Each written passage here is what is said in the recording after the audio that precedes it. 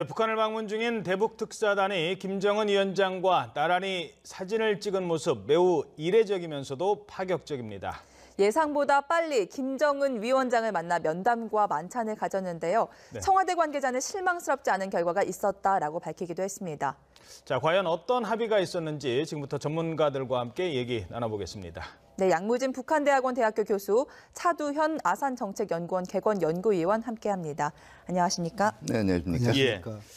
자, 일단 도착부터 얘기를 좀 나눠보도록 하죠. 네네. 도착하자마자 짐 풀고 네네. 3시간 만에 김정은 위원장을 만났습니다. 네, 예상하기 좀 힘들었던, 사실 많은 전문가들은 내일쯤 그렇죠. 나타나지 않을까 이렇게 했는데 이런 파격 행보 어떤 의미가 있다고 네, 봐요? 굉장히 파격적이라고 볼 수가 있겠죠. 왜냐하면은 개막식 때 김영남 상임위원장 일행 왔을 때 사실은 문재인 대통령과 면담을 가진 것도 그 다음 날이거든요. 예. 네. 네, 물론 일정이 조금 다르기는 하지만 도착 직후에 김정은이 직접 모습을 드러냈고 대표단을 환대하는 모습을 보여줬다라는 것은 북한 입장에서도 남북 대화에 대해서 이렇게 진정성을 가지고 있다.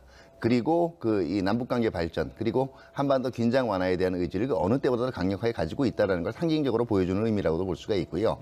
또 통치 스타일 면에서도 주로 이제 은둔자의 성격이 강했던 선대 이 김정일에 비해서 상당히 이제 호탕하고 개방적인 모습을 보여주려고 한 제스처의 일환으로 볼 수가 있겠죠.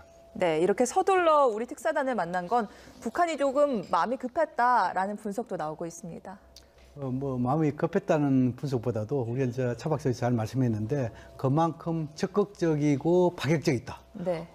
일례로 우리가 방북단이 북한에 도착하자마자 김정은 위원장을 만났고 또 그리고 그것도 노동 당사에서 또 더 나아가지고 김여정뿐만 아니고 이설주 이런 사람들이 모두 만찬창했다. 이것은 상당 부분 남북관계 개선에 대한 의지 이것이 담겨 있는 것이 아닌가 이렇게 보여집니다. 예. 네.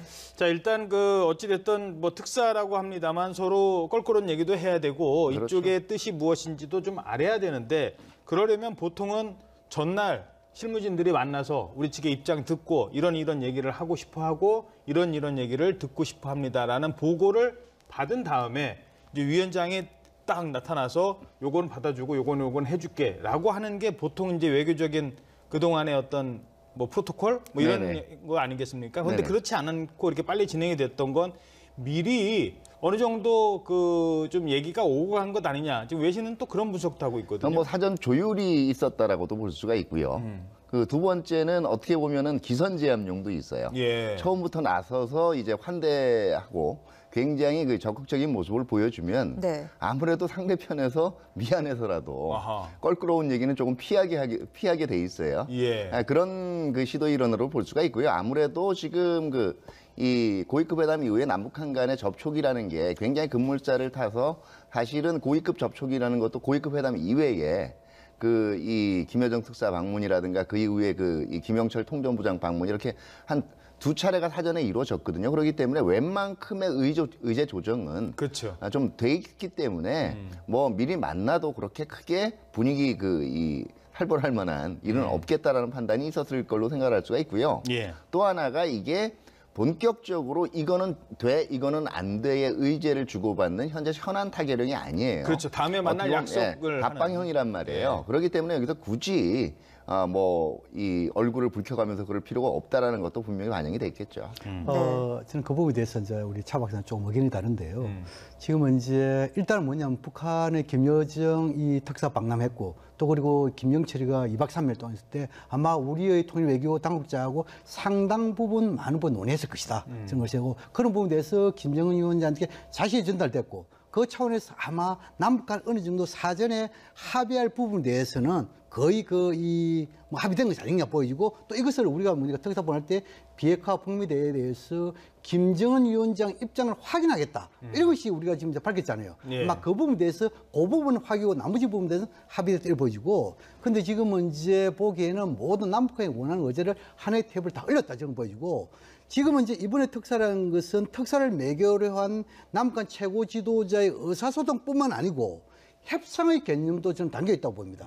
그런 차원을 봤을 때 아마 어제 이 만찬 끝난 이후에 또 오늘까지 적어도 북한에서는 이 김영철 통전부장과 우리의 그 특사단 간에 상당 부분 협상을 했을 것으로 보이고 그 협상에 대한 합의 결과를 공동 보도문 형식으로 아마 나올 것이다. 저는 그렇게 전망합니다. 네. 어느 김정은 정도의 협상도 뭐 네. 불가피하게 안 할 수가 없을 거예요. 다만 중요한 거는 지금 이 가장 중요한 핵심이라는 게 원래 문제가 됐고 가장 현안이었던 이게 그 정상회담, 남북 정상회담 문제, 그다음에 그 정상회담으로 가기 위한 미북 회담, 북미 회담 앞서서 그 어떤 비핵화 조치를 통해서 서로 주고받을 것이 확인되느냐 안 되느냐인데요. 그건 조금 더 지켜봐야 되겠죠. 네. 예, 그 얘기는 제가 잠시 뒤에 예. 다시 얘기 나누도록 하겠습니다. 네, 김정은 위원장의 외교 스타일은 아직까지 많이 알려진 바가 없습니다.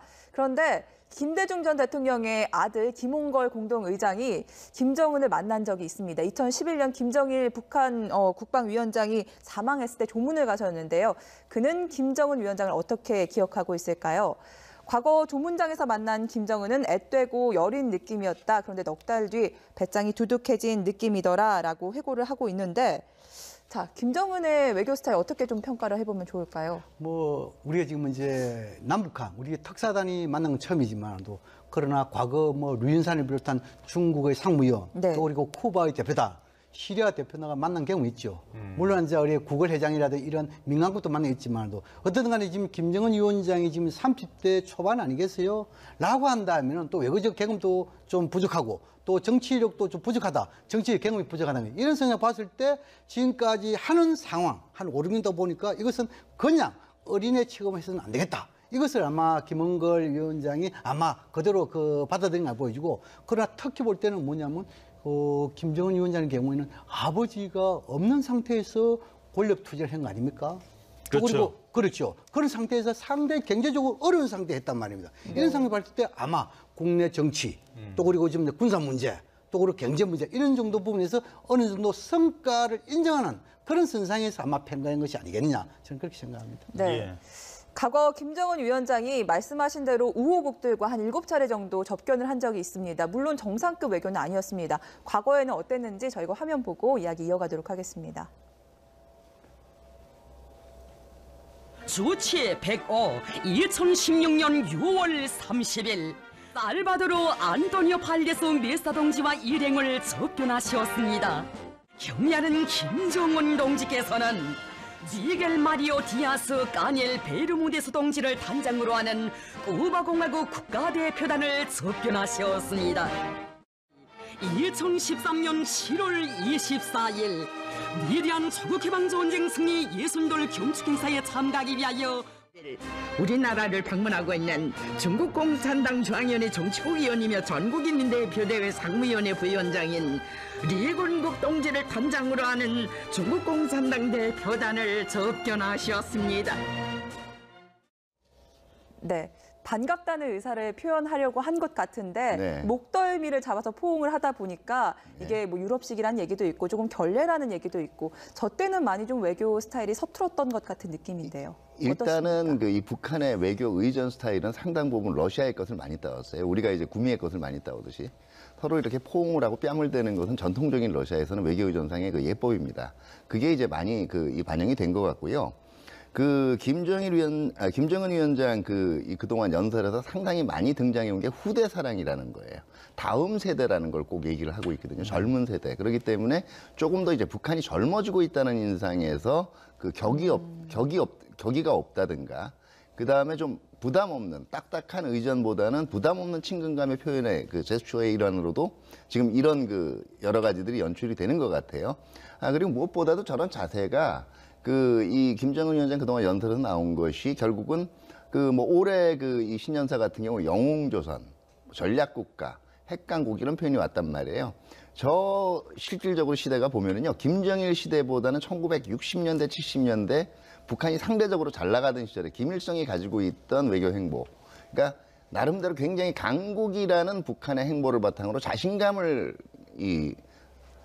일종의 자기 최면일 수도 있겠지만 자신감을 가지고 상대국 정상들이나 고위 강요들을 상대를 하고 있거든요. 그게 그대로 지금 투영이 되고 있는 걸로 생각이 됩니다. 예. 자, 그럼 지금부터는 이 회담 결과, 어제 있었던 회담 결과에 대해서 하나하나 좀 짚어보도록 하겠습니다. 양측이 좀 만족스러운 회담 결과다라고 얘기를 했습니다. 먼저 청와대 입장 발표부터 좀 들어봐야 될 것 같은데요. 청와대도 어느 정도 상당히 좀 만족하는 이런 입장을 내놨습니다. 특히 남북 정상회담과 관련해서도 몇 가지 얘기가 합의를 이뤘다라는 뒷얘기도 있습니다. 먼저 청와대 대변인의 얘기부터 들어보시겠습니다.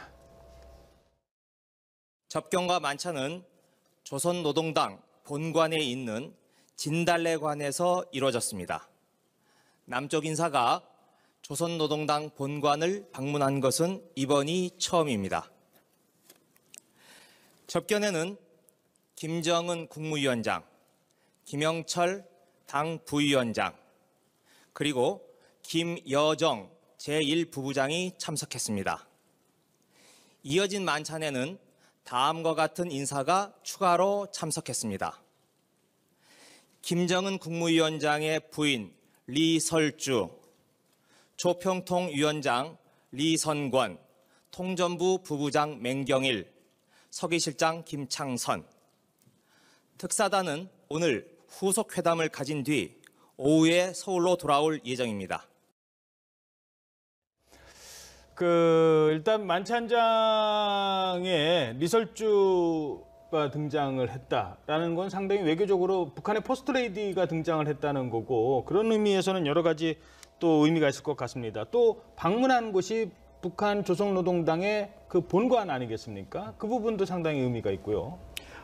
아마 그 북한 김정은 위원장 입장을 봤을 때는 아마 그 상대 노동 당사 여기에 대해서 진달래관 만찬을 했다. 이것은 지금 이제 처음이지요. 또 그리고 지금은 이제 이설주가 배석한 만찬, 이것도 처음이죠. 예. 그런데 이제 이걸 봤을 때 두 가지 관점이 있어요. 첫째는 뭐냐면 이번 특사 방북단 여기에 대해서 최상의 여우를 가지고 있다.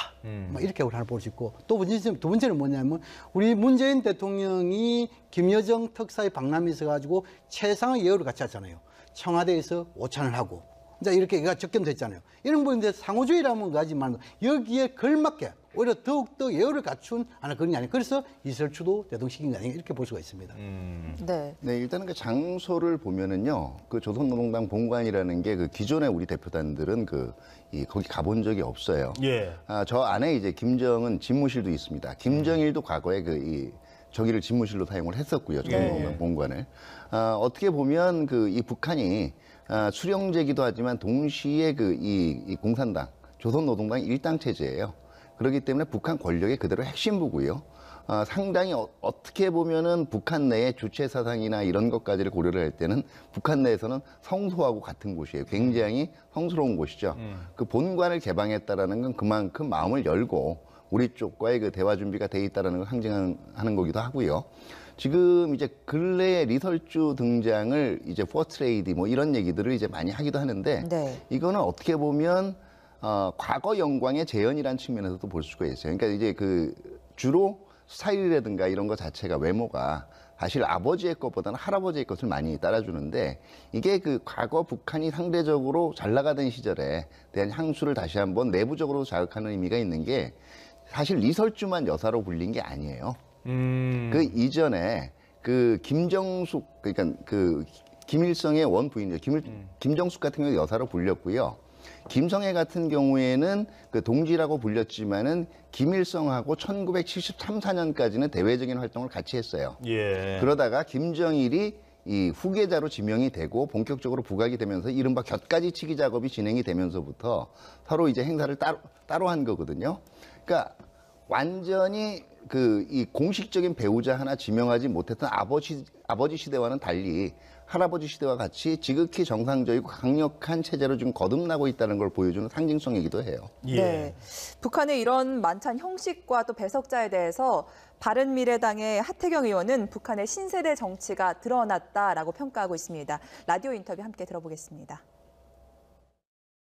신세대 정치이면서 동시에 정상적인 국가에는 퍼스트 레이디가 있잖아요. 그러니까 이설주를 퍼스트 레이디로, 김정일 시대는 사실 퍼스트 레이디는 없었어요. 김정일의 와이프는 있었지만. 근데 김정은은 어쨌든 정상적인 국가로 국제사회에 대비하겠다. 그리고 자기도 다른 나라의 지도자처럼 외교 무대에 대비하겠다라고 이번에 공식 선언한 거죠. 그리고 한국을 상대로 처음 데뷔를 한 것이고, 그래서 이거는 앞으로 남북 관계가 장기적으로 보면 이제 단기적으로는 핵 문제 때문에 굉장히 큰 어려움을 겪겠지만 장기적으로는 남북 관계도 이제 냉전 시대의 그런 비정상적인 관계는 넘어선다. 새로운 단계로 간다. 그런 큰 의미가 있는 것 같습니다. 아버지 김정일은 부인은 많았지만 퍼스트레이디는 없었다라고 얘기를 했고, 이번에는 부인은 하나고 퍼스트레이디다, 이런 차이점을 보여줬다고 하네요. 글쎄요, 그 뭐 하태영 식의 그 논설이 아닌가 뭐 설명하는 그런 생각이 들고, 예. 뭐 김정일 위원장은 뭐 여러 가지 분이 있기 때문에 뭐 저 와이프는 있어도 뭐 없다, 그런 그 뭐 너무 주관적 해석이고요. 지금 이제 우리 그 차 박사가 잘 말씀했는데 우리가 등식을 좀 볼 필요 있어요. 지금 이제 이설주를 부를 때 지금까지 지금 결혼하고 나서 대부분 동지라고 불렀잖아요. 지금 이제 최근에 여사라고 불렀단 말입니다. 이것은 뭐냐면 적어도 서방식 교육을 받은 것도 있지만도 정상 국가로서 외교를 해나가겠다, 그런 의지도 묻어 있겠죠. 그럼 이제 노동 당사가 북한이라는 것은 뭡니까?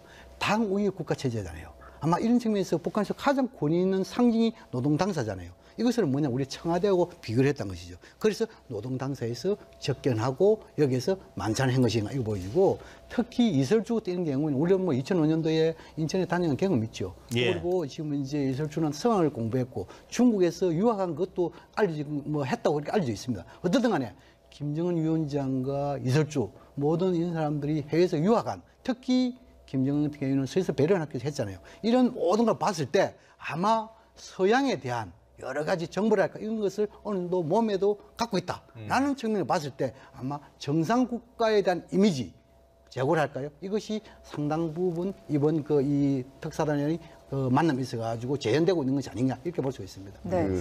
참고로 말씀드리면 러시아 같은 경우에는요, 그 퍼스트레이디 그 대회상에 안 나오는 경우도 많아요. 물론 푸틴 대통령이 지금 별로 과거에 사이가 안 좋은 면도 있고 하지만은요, 그 일반적으로 퍼스트레이디라는 개념 자체가 사실 북한 입장에서 보면 굉장히 이 서구의 이상한 물이 든 문화예요. 그렇기 때문에 그걸 똑같이 따라가고 있다라는 얘기는 제가 보기에는 뭐 예우의 측면에서, 우리를 예우해준다는 측면에서는 좋게 볼 수가 있지만 그건 좀 너무 나간 분석 같고요. 네. 지금 얘기가 나왔지만은 결국 그만큼 신경을 쓰고 있다라는 부분은 분명하고요.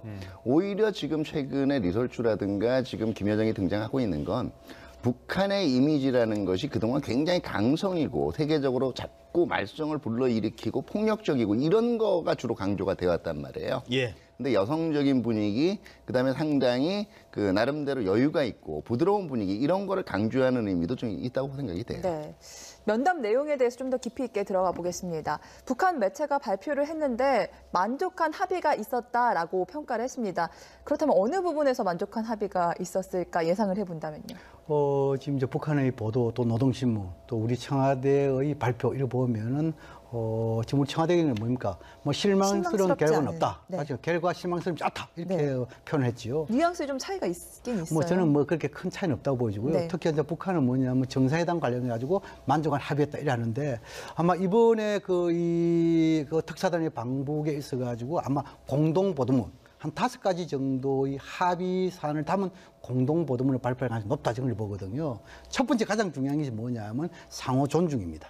상호 존중. 예를 들어 가지고 상호 존중의 자세해 가지고 한반도 문제를 남북 협력해서 풀겠다, 뭐 이런 상호 존중이 있고, 두 번째 부분은 아마 정상회담과 관련된 합의가 아니겠느냐, 이렇게 예측을 해볼 수 있죠. 예. 왜냐하면 네. 지금 이제 정상회담과 관련해 가지고 일단 김여정 특사가 여기 와서 요청이 제의를 했고, 왔었잖아요. 요청을 네. 했고, 또 지금 이제 김정은 위원장도 이 부분에 대해서 만족한 합의했다 이렇게 표현을 했잖아요. 그래서 공동보도문에 정상회담 부분에 들어가 있고, 구체화가 세 번째 부분에 대해서는 네. 아마 우리뿐만 아니고 미국 국제사회가 이번에서 가장 중시 여기는 것이 비핵화 부분 아니겠어요. 그래서 이 부분에 대해서는 아마 한반도, 북한은 조선반도를 표현하겠죠. 한반도의 군사적 긴장 완화와 평화 안정을 위해서 제반 조치를 취하도록 했다. 이 정도 세 번째 항목이 나올 것 같아요. 그럼 이런 제반 조치에 관련해 가지고 비핵화 문제가 들어갈 거고, 그다음 이제 군사 당국 회담.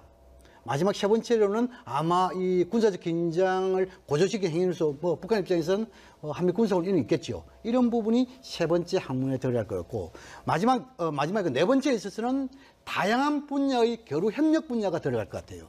여기에서는 우리가 지금 이제 가장 또 중요시하는 것 중에 하나가 이상가족 상봉 아니겠어요? 이래도 있고 마지막 다섯 번째는 이런 합의 사항을 이행하기 위하여 조만간 고위급 당국 회담을 개최한다. 네. 이 정도가 아마 이번에 공동보도에 들어간다는 측면을 봤을 때 이렇게 예상했을 때 상당히 실망스러운 결과는 없다.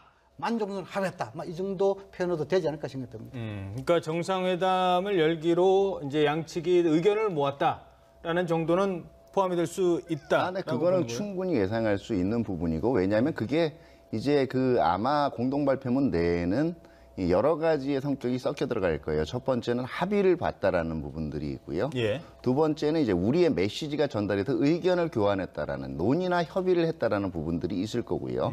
그다음에 세 번째는 앞으로 그러니까 조금 더 이제 의견이 얘기해 보기로 했다라는 부분들도 들어갈 건데 지금 노동신문에 나타난 바는 이제 이 순회상봉이라고 얘기하죠. 그게 정상회담입니다. 우리 용어로는. 순회상봉에 대해서는 어떤 특정한 일정이라든가 이런 것들 자체도 이번에 합의가 됐을 가능성이 있고요. 그 이전에 아마 우리 측이 요구해온 이상가족 상봉과 같은 조치들 자체가 아마 또 동시에 같이 북한에서 전향적인 자세를 보였을 가능성도 있어요. 다만 지금 노동신문에서 미북 대화 또는 북미 대화라든가 아니면 비핵화 문제를 직접적으로 언급하지를 않았거든요. 그러니까 이제 이게 한반도의 긴장 완화나 이제 완화를 위한 재반 조치로 얘기가 될 텐데 확장적으로 해석하면 우리는 비핵화가 될 수가 있어요. 근데 북한의 입장에서 기본적으로 얘기할 때는 북한이 기존적으로 얘기하던 핵 군축 회담이나 이런 거에 비해서도 뭐 비핵화 얘기를 하지 않고도 그 조치라고 해석을 나중에 할 수 있는 부분들도 있거든요. 그러니까 지금 어떻게 보면 서로 아주 첨예한 분야에 대해서 크게 이 이견이 드러나지 않는 쪽으로 합의를 분명히 볼 수는 있어요. 협의를 했고 의견을 교환할 수는 있는데 나중에는 이 부분을 가지고 실질적으로 이제 특사단이 또 미국을 또 방문하지 않습니까? 네. 여기에 대해서 협력을 구할 때 거기에 대한 평가가 어떨지는 조금 더 봐야 될 것 같아요. 이제 그 부분이거든요. 그러니까 우리가 남북 정상회담을 하자는데 북측이 제의를 했고 우리가 그거를 거절할 이유도 없고 우리는 환영합니다. 그런데 그걸 하기 전에 풀어야 될 숙제가 있죠. 북한과 미국이 대화를 적어도 대화의 시도라도 하는 상황에서 해야지 그렇지 않은 상태에서 덜컥 남북 정상들이 만나서 뭘 하겠습니까? 지금 이 상황에서 지금 미국과 북한의 어떤 이런 상황 아니겠습니까? 그래서 이 북한이 그러니까 분명히 우리 측은 가서 미국이랑 좀 대화를 좀 하시죠. 뭐 제가 쉽게 말씀드리면 하시죠 하면 북한이 거기에 대해서 무언가 얘기가 있었을 거란 말이죠. 그러니까 그 부분을 좀 해석을 해주시죠. 아마 북한은 잘 알고 있을 겁니다. 또 그리고 우리 정부가 이런 합의 사항의 비핵화 부분, 북미 대화 이것이 안 들어가면은 이 합의에 대해서 상당 부분 문제가 있다는 걸 잘 알고 있기 때문에 그래서 제가 세 번째 항목 중에서 한반도의 군사적 긴장 완화 또 그리고 평안정 여기에 대해서 재반 조치를 취하기로 했다. 이 속에 비핵화와 나름대로 지금 군사당국 회담 또 그리고 지금 이제 우리가 이야기하고 있는 여러 가지 한미 군사훈련 이런 게 들어갔지 않겠습니까? 여기서 우리가 좀 차근차근 쪼개서 볼 필요가 있어요. 한참을 모든 걸 다 한다면은 얼마나 쪼겠습니까? 그래서 세 단계를 논의할 필요가 있어요. 비핵화와 북미 대화 부분에 대해 가지고 이번 특사단 방문에서는 비핵화에 대해서 이렇게 선대 유언이다. 그리고 비핵화에 대한 진정성을 보여주기 위해서 무슨 모라토리움이라든지 요거 하나 정도 할 수 있겠죠. 이것만도 큰 성과 아니겠어요? 그렇죠. 잠시 유예한다라는 네. 얘기가 그렇죠. 나오죠. 그다음 이거를 가지고 이제 두 번째 단계는 뭐냐면 북미 간의 대화를 해야 되겠죠. 북미 간 대화할 때는 이거보다 좀 더 나아간 그렇죠. 조치와 표현이 있겠지요. 그럼 세 번째가 뭐냐면 마지막으로 뭐냐면 남북 정상회담에 여기 대해서는 뭡니까? 한반도의 비핵화와 평화체제 구조에서 보다 구체적으로 이러한 단계적으로 해가지고 북한이 어느 정도 선먹지 않겠느냐. 저는 이번에는 아마 핵심적으로 비핵화 부분에 대해서 선대 유언이든 어쨌든 간에 미국의 대북적대 정책이 폐기된다면은 비핵화를 언제든 할 수 있다. 뭐 조건부 대화라든지 아마 이 정도까지는 아마 이번에 특사단의 방법을 통해서 합의하지 않을까. 저는 그렇게 생각합니다. 그러니까 미국과 우리도 대화할 용의가 있고, 근데 미국은 비핵화가 돼야 우리는 북한과 얘기를 한다고 하는데 그러면 무언가 북한의 다른 입장을 보여준다면 말씀하신 것처럼 당분간 그럼 우리 미사일 안 쏠게, 당분간 우리 핵실험은 안 할게, 대화가 진행된다면 그 정도는 그렇죠. 그것이 이제 뭐냐면 애둘러 표현하자면은 김정은 위원장 입장에서 이 한반도의 비핵화와 북미 관계 정상화 이건 숙여지요. 이것은 선대의 유언이다.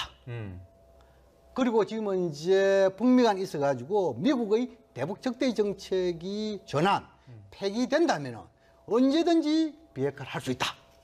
여기에 대해서 한 발짝 더 나아가면 이런 비핵화를 위해서 선제적으로 북미 간의 대화, 남북 간의 대화 와중에는 모라토리엄 잠정 중단할 수 있다. 뭐 이 정도 표현을 하면 최상이고 아마 이러한 뉘앙스 메시지가 담긴 합의 정도 나오지 않을까 저는 그렇게 게다가 네, 그거 하나만 제가 더 좀. 그러세요. 게다가 북한도 그러면 가만히 있겠습니까? 그럼 북한도 북한 입장에서는 그러면 우리가 그렇죠. 모라토리엄 하는 동안 한미 군사훈련 하지 마라 이런 얘기 하지 않겠습니까? 그러니까 여러 가지를 볼 수가 있는데요. 지금 제가 보기에는 일단 그동안 그 비핵화 관련해서 미국이 비핵화 안 되면 대화 안 한다 그러는 건 아니에요. 비핵화 성의를 분명히 이제 비핵화 관련한 결심을 보이라는 건데. 그렇겠죠. 그러니까 핵심은 뭐냐면은요. 지금 미국 같은 경우에는 모라토리움 하거나 동결하는 것 자체가 중요한 게 아니라 왜냐하면 모라토리움이나 동결은요. 예. 핵국이 핵 군축회담을 북한이 기존에 얘기하던 핵 군축회담을 하는 과정에서 얼마든지 할 수 있는 것들이에요. 궁극적으로 비핵화하겠다라는 거를 밝히라는 거거든요. 예. 북한은 군축회담을 할 수 있지만 궁극적인 비핵화는 그거는 김정은 시대는 있을 수 없다라고 얘기한 건데 지금 그 양호진 교수님이 말씀하신 대로 선대의 유운이라는 표현 정도만 해도 이거는 굉장히 진전이 된 거라고 봐요. 실적으로는 봐야 되겠지만. 그러니까 마지막으로 궁극적 목표로서의 비핵화라는 게 실제로 명시가 되느냐 안 되느냐가 제가 보기엔 모라토리움보다 훨씬 더 그 미국에 대해서 미국 대화 북미 대화를 설득할 수 있는 가장 핵심적인 거고요. 두 번째는 거기에 그러기 때문에 일단 대화가 시작되는 동안 잠정적인 유예 얘기가 나올 텐데 네. 실질적으로 이거를 북한은 그동안 얘기한 게 말 대 말 행동 대 행동의 원칙이었기 때문에 두 가지를 얘기할 수가 있어요. 하나가 한미 군사 훈련에 아마 중단이나 이제 그 규모의 축소 같은 걸 얘기할 수가 있을 거고 예. 두 번째가 대북 제재 해제를 얘기할 건데 이게 실질적으로 워싱턴에서 얼마만큼 받아들여질지는 좀 봐야 돼요. 왜냐하면 한미 군사 훈련에 아마 그 일부 전략 자산의 조정 같은 건 미국도 고려가 가능할 텐데 이걸 철폐하라고 얘기하는 거는 굉장히 받기가 힘들 거고요. 두 번째는 이제 얘기되는 제재 해제 문제는 이게 쉬운 문제가 아니에요. 왜냐하면은 그 다른 국가들하고의 그동안의 이 사례들도 봐야 되는데 미이란 핵협상 같은 경우에는 일단 그 비핵화와 관련된 다시 말해서 핵 활동 중단과 관련된 모든 거를 국제적으로 검증한 다음에 제재가 풀어졌단 말이에요. 곧바로 협상이 시작되면서 제재가 풀어지는 게 아니에요. 만약에 여기에서 접점이 찾아진다면 유엔 차원의 제재 이외에 일방적인 제재들이 있지 않습니까? 예. 각 개별 국가 차원에 했던 제재들의 일부가 완화가 되는 하는 부분을 검토할 수가 있는데 이거는 일단 최종적으로 지금 그 특사단이 돌아와서 저도 핵심적인 부분은 북한이 궁극적인 목표로서의 비핵화 의지를 밝히느냐 안 밝히느냐 이게 가장 이 관건이라고 봐요. 그 부분을 밝혔다면 예. 특사단 방북의 성과는 뭐 제가 볼 때는 한 120% 달성했다고 볼 수가 있을 네. 것이고 다만 이게 그 노동신문이 그 부분을 언급하지 않은 것이 대내적으로 그냥 병진 정책을 너무 강조해 왔기 때문에 이제 와서 그걸 한꺼번에 뒤집기가 힘들어서 분명히 언급을 하거나 얘기가 됐는데도 뺀 것인지 아니면 실제로 얘기하지 않은 것인지는 지금 와서 한번 브리핑을 해봐야 될 것 같아요. 전략자산 어제도 이제 그 얘기 하셨거든요. 그러니까 조금 더 이제 쉽게 제가 그냥 설명드리는 겁니다. 그 눈높이를 조금 낮추셔서 말씀을 좀 해주셨으면 좋겠습니다.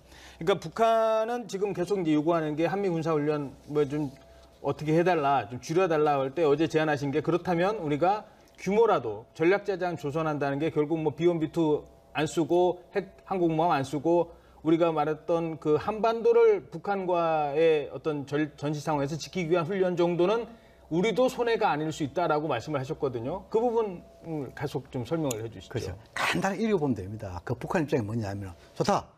북한은 지금은 이제 선대 유언이든 어떤 용어를 쓰든 간에 비핵화 할 수 있다.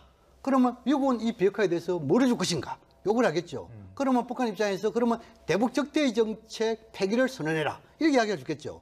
그다음 두 번째로 그 북한이 진정성을 보여주기 위해 가지고 예를 들어 가지고 핵과 미사일 실험 모라토리엄 선언하면 그럼 한국과 미국은 무엇을 줄래? 이럴 거 아닙니까? 그렇죠. 미국에는 미국의 대북 독자 제재 이것을 이 기간에 완화시키라. 아하. 또 지금 이제 한국에 대해서는 미국과 협의 잘해가지고 한미 군사 훈련 여기 대해서 나름대로 조정하든지 중단을 이렇게 이야기했죠. 네. 그런데 지금 이제 한미 군사 훈련과 관련해서는 북한이 이것은 주민 교육을 많이 활용했어요. 다시 말해서 남북 관계가 좋을 때도 한미 군사훈련 했고 남북 관계가 안 좋을 때도 했습니다. 그런데 이 부분에 대해서는 뭐냐면 남북 관계가 좋고 어느 정도 북미 간의 대화 이런 어느 정도 분위기가 있다 그러면은 아마 북한은 한미 군사훈련 중단도 중요하지만도 그거보다 좀 더 완화된 방금 우리 앵커께서 말씀하신 대로 예를 들어서 서태지기라든지 핵 항공모함이라든지 네. 이런 그 폭격기라든지 이런 것을 동원되지 않는 훈련 이런 부분에 대해서는 북한도 나름대로 인식을 하지 않을까.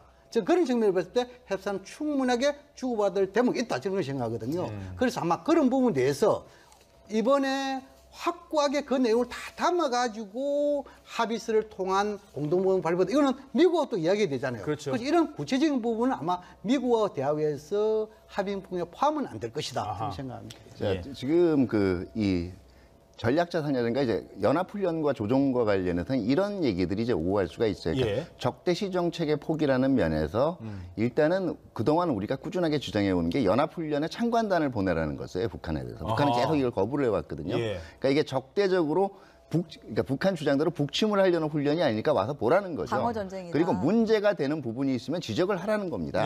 그 부분에 대해서 고려를 해볼 테니까.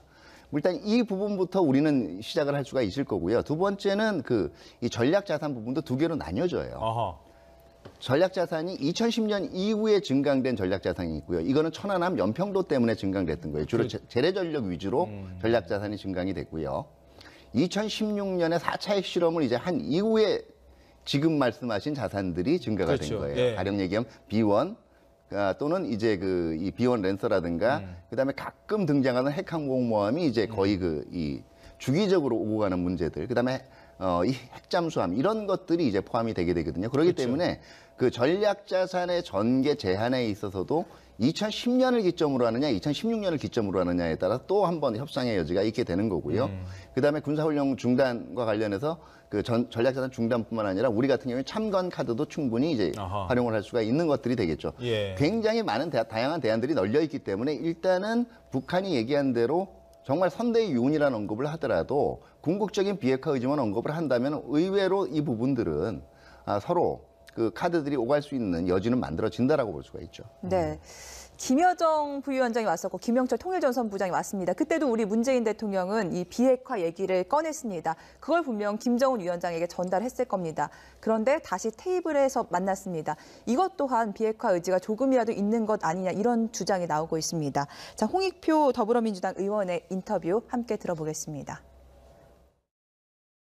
북한이 향후 남북대화나 동일대화에 있어서 의제 제한이 없다라고 얘기하면 이것은 사실상 외교적으로는 그 비핵화 대화를 수용한 겁니다. 의제에 변함이 없다라고 얘기를 하면? 제한이 없다는. 제한이 없다. 의제에 제한이 없다. 제한 주지 않겠습니다라고 얘기하는 것만으로도 이건 비핵화 수용으로 봐야 된다. 그렇습니다. 왜냐하면 그러니까 비핵화에 대한 논의를 할 수 있다라는 거죠. 기존의 입장은 북한은 비핵화 논의할 수 없다. 절대 안 된다였는데.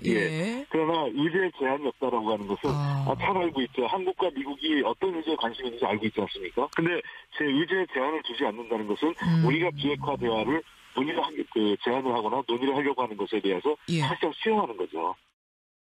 자, 홍익표 의원의 해석을 들어봤습니다만 핵이라는 게요. 북한 입장에서는 가진 겁니다. 그러니까 그게 어느 정도 수준인지 조악한지 작은지 그리고 그 미사일에 실을 만큼 경량화 시켰는지는 모르겠습니다만 핵포트는 있다잖아요. 일단 핵을 가지고 있기 때문에 우리 가지고 있다. 그러니까 더 이상 우리를 못 만들게 하는 얘기는 이제 그만해라. 내가 가지고 있고 당신네들도 갖고 있으니까 이제부터는 우리가 줄이는 만큼 그럼 당신들도 줄이는 군축회담 하자. 핵 보유국으로서의 지위를 인정해달라. 지금 계속 그 얘기는 반복될 것 같거든요. 핵 문제, 북한에서 핵 문제, 이거 어떻게 되는 겁니까? 충분히 그럴 수 있죠. 지금 이제 북한 입장에서는 그 동등한 언행의 원칙이 있습니다. 다시 말해서 미국하고 북한하고는 말 때 말, 또 행동 때 행동, 이건 동시에 항상 강조한단 말이에요. 그런場때 북한 입장에서는 자기 핵을 가졌단 말이에요. 또 미국도 핵을 가졌단 말이에요. 그러면 핵을 가진 국가끼리 소위 말해서 핵군적 협상하다. 이건 충분히 가능성 있는 예측할 수 있는 대목이에요. 그러나 지금은 이제 그거를 끄집어냈을 때 남북 대화, 북미 대화 가능하겠습니까? 그렇죠. 물론 북한이 털어지면 언제든 그걸 할 수 있겠죠. 또 마음속 언제든지 그걸 가지고 있을 거예요. 그러나 지금의 상황에서는 아마 북한이 남북 이 대화 또 남북 관계 통일을 통해 가지고 북미 간에 접촉하겠다는 그런 전략적인 의도 목표 단계이기 때문에 아마 이번에는 그런 것을 직접적인 표현보다도 방금 제가 이야기한 대로 이 비핵화 이런 데서는 선대 유언이다. 또 그리고 이에 대한 진정성을 보이기 위해 가지고 우리가 초보 단계지만도 아마 핵과 미사일 모라토리움부터 선언할 수 있다. 이 정도 나오지. 이걸 가지고 끝까지 우리 핵을 가졌다 이렇게 해가지고 미국 하자면 누가 그 옹연하겠어요. 그래서 이것은 시기와 때 분위기가 있기 때문에 지금은 그 문제는 들고 나오지는 않을 것이다. 저는 그렇게 생각합니다. 자, 지금 제가 볼 때는 지금 평가는 좀 너무 이제 늘려서 본 거예요. 어떤 거냐면은요. 그 비핵화란 용어가 쓰는 게 틀려요. 북한이 지금까지 거부해온 비핵화는 자기네들의 핵무장을 해제하는 거를 얘기하지 말라는 얘기예요. 그러니까 북한이 얘기하는 비핵화는 뭐냐면요. 한반도 비핵화예요. 전체. 미군도 핵 가지고 있으니까 그거 하면서 핵 군축해담하라는 비핵화고 미국이 요구하는 비핵화 의지라는 건 북한이 가진 지금 개발하고 있는 핵을 이 해체하라는 거거든요. 그렇기 때문에 뭐 의제 제한을 두지 않는다 그래서 북한이 이제 실질적으로 그 북한 비핵화와 관련된 대화를 지금 할 준비가 돼 있다라고 보는 건 제가 볼 때 너무 나간 분석이고요. 어떻게 보면 상황을 너무 긍정적으로 보는 건데 제가 보기에는 어쨌든 긍정적인 해석이든 뭐든 여지를 열어놓고 지금 작년 말까지만 해도 이 대화 자체가 불가능한 분위기였단 말이에요. 양측이 여지를 열어놓고 어쨌든 대화를 할 분위기가 됐다라고 얘기할 경우에는 이 모멘텀이 그대로 이어져야 된다는 건 분명하고요. 그렇기 때문에 일단 특사단이 돌아와서 어떤 보따리를 내놓는지를 한번 지켜볼 필요가 있고 네. 아마 그 다음에 조금 어려워지는 거는 북한은 분명히 북한이 모라토리움 얘기를 했다라고 하더라도 그 안에 조건이 있을 거예요. 같이 행동해야 되는 어떤 조건이 있을 그렇죠. 건데. 뭐 쌍중단 얘기라고 하겠죠. 미국은 그동안 얘기해 온 게 대화를 시작하는 가장 굿 스타팅 포인트 중에 하나가 사실상의 모라토리움에서 선언된 것들이에요. 이러면 이제 대화할 분위기는 그러니까 북한이 먼저 하라는 얘기거든요. 이 해법을 어떻게 푸느냐가 또 어려울 수가 있어요. 게다가 지금 미국이 요구하고 있는 건 CVID 완전하고 검증 가능하고 또 불가역적인 핵폐기를 요구하고 있는 건데 북한이 조금 정량적으로 나오더라도 100% 만족을 못하지 않을까라는 우려도 있습니다. 지금 이제 미국 입장에서는 비핵화만을 위한 대화겠다 이거 아닙니까? 다시 말해서 뭐 경제 협력 문제라든지 또는 지금 이제 북미 간의 정상화 문제라든지 평화협정 문제 이러한 그 의제를 가지고 회담을 안 하겠다는 거죠. 물론 이것을 좋은 척으로 본다면 그만 지금 북한의 비핵화가 시급하다. 이에 대해서 미국의 의지가 완전히 담겨있다 이렇게 볼 수 있지만 그러나 협상에는 그런 식의 협상에서는 대화가 풀리지 않습니다. 그런 지금 봤을 때 아마 미국 입장에서도 밖으로는 CVID를 이해하고 있지만도 또 실질적으로는 대화를 통한 문제 해결에 대해서 어느 정도 북미 간은 공감돼 있고 그 속에서 북한이 두 가지 조건. 다시 말해가지고 북한이 공식적으로 비핵화에 대한 선언이랄까요? 이것을 하나 하고 두 번째는 그 선언에 대한 진정성을 보여주기 위해서 선제적인 조치. 지금까지 우리가 계속 이야기한 대로 핵과 미사일에 대한 모라토리움 이 정도만 하더라도 북미 간에 대화를 할 수 있다. 이것이 미국이 마음속으로는 가지고 있다. 저는 그렇게 생각합니다. 저는 거의 조금 생각이 달라요. 왜냐하면은 지금 트럼프 행정부가 연두 국정연설에서 재산 강조했던 게 뭐냐면 결국 지난 10여 년간 그 앞에 있는 미국 행정부들이 북한을 굉장히 잘못 다뤘다라는 거예요. 그렇기 때문에 상황이 여기까지 왔다라는 거거든요. 그러니까 지금 얘기하는 북한이 모라토리움을 지금 하고 선언하는 상황에서 미국이 대화로 들어가는 부분은 오바마 행정부 때 이미 시도가 됐던 것들이에요. 2012년에. 그러니까 아마 트럼프 같은 경우에는 국내 정치적으로도 내가 오바마보다 조금 더 북한 비핵화를 만드는 잘했어라는 어떤 상징적인 조치가 필요하거든요. 그게 뭐냐고 할 경우는 아마 이게 검증일 거예요. 실제로 모라토리움을 하고 있는지 안 하고 있는지에 대한 개발 행위를 중단하고 있는지에 대한 검증인데 만약에 이 부분까지도 북한이 일부 시설에 대한 검증까지를 허용할 준비가 돼 있다면 제가 볼 때는 미국 대화는 굉장히 트럼프는 자기가 원하는 걸 얻었기 때문에 급물살을 탈 수가 있고요. 예. 모라토리움에서 대화로 끌고 갈 때는 실제로 아마 그러기 때문에 우리도 얘기한 미국도 대화 문턱을 좀 낮출 필요가 있다는 그 대화 문턱을 낮추기가 그렇게 현재로는 쉽지는 않은 게 사실은 현실이에요. 자, 북한에게 있어서 핵이라는 게 뭐 당장 지금 뭐 폐기해라고 말 듣겠습니까? 그건 북한 입장에서도 어려운 거고 아까 지적한 것처럼 이거는 할아버지의 유언이다라는 말만 들어도 상당히 중요하다고 했는데 그 부분에서 같이 이제 얘기를 하신 분이 있습니다. 정동영 의원의 얘기가 있었죠? 네, 민주평화당 정동영 의원의 라디오 인터뷰 함께 들어보겠습니다. 같은 얘기를 이제 한 번, 두 번, 세 번 똑같이 또 물어보니까 이제 이건 우리 아버지 유언이다. 김일성 주석의 유훈이라고 말했는데 저는 그때 속으로 무릎을 쳤지요. 아, 됐다. 이 북에서 김일성 주석의 유훈이라는 말은 헌법이나 당 규약보다 더 위에 있는 그렇죠. 상위 개념이거든요. 예. 최상급 표현이에요. 예. 한반도 비핵화의 확실한 의지를 밝힌 것이죠. 네. 이것은 그 뒤에 이제 쭉 하나의 기준이 되어왔다. 요즘은 이제 언급이 안 됩니다만 2년 전에 김정은 시대에 들어와서도 네. 2016년 7월 달에 북한 정부 성명에서 보게 되면 조선반도 비핵화 여러 가지 조건을 늘어놓습니다만 예. 5가지 조건을 걸면서 이것은 김일성 주석과 아버지 김정일 위원장의 유훈이다 이렇게 밝히고 있거든요. 예. 그래서 오늘 그 특사와의 소통에서 김정은 위원장으로부터 조선반도의 비핵화가 김일성 주석의 유훈이라는 말을 반드시 끌어내야 한다고 봅니다. 물론 조건이 붙겠죠. 그러나 조건부 비핵화지만 비핵화에 대한 의지 표명을 하게 되면 이것이 북미 대화 테이블을 여는 그런 다리를 놓게 될 것이고 거기에 더해서 이제 핵과 미사일의 발사 유예, 실험 유예 예. 중단, 모라토리엄을 확인할 수 있다면 더 좋겠죠.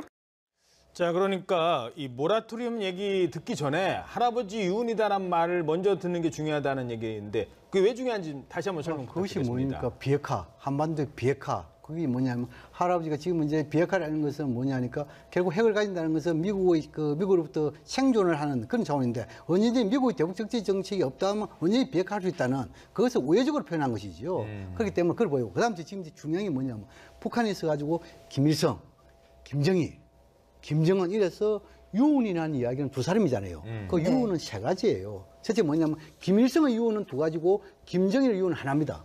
김일성은 뭐냐면 한반도의 비핵화, 조국 통일 이것이 김일성 주석 유훈이고 김정일 위원장의 유훈은 뭐냐면 경제 강국입니다. 그 지금 이제 그러나 이러한 유훈이 있어가지고 김정은 위원장이 2016년도에 공화국 성명에 써가지고 이런 그 비핵화가 그 선대 유훈이라는 것은 한 번 딱 이야기했어요. 자기가 지금 공식적인 이야기가 없습니다. 그래서 아마 이러한 것은 뭐냐면은 정동영 장관 또 이러한 것은 뭐냐면 이 정도 한다 하면은 직접 북한에서 김정일 위원장이 비핵화하겠소 이렇게 이야기하는 것보다 우회적으로 표현하는 것도 남들도 변화가 아니냐 이렇게 보여지고 그다음 지금 이제 우리 차 박사님 이야기했는데 이걸 우리 알아야 됩니다. 미국이 북한에 대해서 비핵화를 요구하면서 엄격한 조건을 지금까지 이야기해왔어요. 그게 뭐냐면 첫 번째 비핵화를 선언해라. 두 번째는 뭐 이 선언의 진전 정부에서 모라토리움 선언해라. 세 번째는 뭐냐면 IAEA 사찰단 있죠. 네. 사찰단을 영변 핵단지에 복귀시켜라. 네 번째는 뭐냐면 영변 핵단지의 핵활동을 중단해라. 마지막 다섯 번 더 중요한 게 있어요. 영변 외 지역에 있는 의심나는 지역의 사찰을 약속해라. 그렇게 하면 북한 할 게 뭐 있습니까? 이게 엄격한 조건이죠. 그 다음 또 뭐냐. 북한 또 잘 알고 있는 뭐냐면은 차 박사님 동의할지 모르겠지만도 미국에 대해서 북한이 어떻게 인식하냐면 비핵화만 하면은 그러면 북한이 살아남느냐? 북한 절대 그걸 인식하지 않습니다. 왜냐하면 미국으로부터 좋다. 내가 비핵화할게. 최생존할래? 모민이 뭐냐면 비핵화 이끌어내면 다음에 뭡니까? 생화학무기입니다. 생화학무기 끝나면 뭔가 압니까? 반인권 문제입니다. 반인권 문제 끝나면 뭔가 압니까? 공산주의 국가에 대한 제재입니다. 체제를 무너뜨릴 수 있다. 그렇죠. 이 끝나면 뭔가 압니까? 계획 개방합니다. 왜냐하면 월드뱅크라든지 IMF는 다 미국이 최대 주주 아닙니까? 북한이 계획 개방하면서 나라 경제력 봉쇄하려면 이런 이 단체로부터 검열을 받아야 되잖아요. 그러면 그거를 받으려면 뭡니까? 계획 개방에 대한 계획서를 다녀야 됩니다. 북한이 이걸 잘 알고 있단 말이에요. 그래서 북한이 지금 요구하는 것은 뭐냐면 서로 원하는 안을 하나의 테이블에 올려놓고 일괄 상정, 일괄 타결, 동시 행동. 이것이 북한 주장하는 겁니다. 그런데 지금 미국은 그건 싫어하지요. 그래서 미국들은 하는 건 뭐냐면 비핵화 대화만 하자. 이 이야기입니다. 잠깐만요. 저는 예, 잠깐만요. 명백하게 동의하지 않아요. 그렇기 때문에 아니요, 예, 제가 말씀을 예. 드려야 되기 때문에 얘기하는 예. 거예요. 2016년에 그 비핵화를 얘기를 했을 때는요, 그 비핵화 맥락은 왜 조선반도에 사실은 비핵화가 안 됐느냐의 원인을 얘기하고 궁극적인 마지막 논리는 병진 정책을 얘기를 하는 거예요. 지금 또 하나는 그동안에 얘기되는 것들이 서로 말대말 행동 대 행동을 실시하기에는 너무 이 신뢰성이 없는 걸 보여줬기 때문이고요. 제가 하나 마지막으로 얘기하는데 그러면 그 북한의 인권이 개선되고 북한이 개혁 개방하는 건 우리도 바라는 바 아니에요? 그게 왜 무리한 요구입니까? 네. 예. 무리한 요구가 아니고 북한 입장에서 지금 이제 왜 일괄 상정, 일괄 타격 동시에 하지 않냐 그 이유를 제가 설명한 거예요. 예, 알겠습니다. 그 정도로 듣도록 하죠. 지금 이제 근데 제가 하나 궁금한 거는요, 개인적인 게 아닙니다만 좀 바보 같은 질문일 수도 있습니다. 김일성의 유언이 한반도 비핵화라면서요. 근데 왜 핵 만듭니까? 그렇죠. 그 유언을 어긴 것이 북한이죠. 아니 근데 처음에 김일성이 한반도의 비핵화라는 얘기를 할 땐 북한에 핵이 없었고 그리고 이제 우리 남측의 주한미군이 핵을 이제 그때는 이제 전술 핵 정도를 가지고 있었던 시절이었기 때문에 한반도 비핵화를 요구하다가 지금은 그러면 한반도 비핵화를 안 하는 건 북한이지 않습니까? 그렇죠. 뭐냐면은 남북한 91년도에 한반도 비핵화 선언을 했죠. 예. 또 그리고 94년도에 김일성 주석이 죽었죠. 예. 그런데 한자 북한은 핵에 대해서 보이지 않게 개발을 했고 지금 이제 핵 보유 국가의 기술적인 지위를 가지고 있다 이렇게 볼 수 있겠죠. 그런데 이 북한에서 김정일 시대 때 비핵화를 얘기할 때 우리도 비핵화를 하고 싶다. 이게 선대 김일성 주석의 유언이다. 그런데 지금 이제 미국이 계속 적대적 정책을 하는데 어떻게 우리 비핵화할 수 있느냐? 비핵화를 하려면 미국이 거기에 대한 분위기, 환경 조성을 해라. 이 이야기입니다. 알겠습니다. 그 정도로 듣도록 하겠습니다. 자, 지금까지 양무진 북한대학원 대학교 교수 그리고 차두현 아산정책연구원 개관연구원이었습니다. 네, 두 분 오늘 말씀 감사합니다. 네, 감사합니다.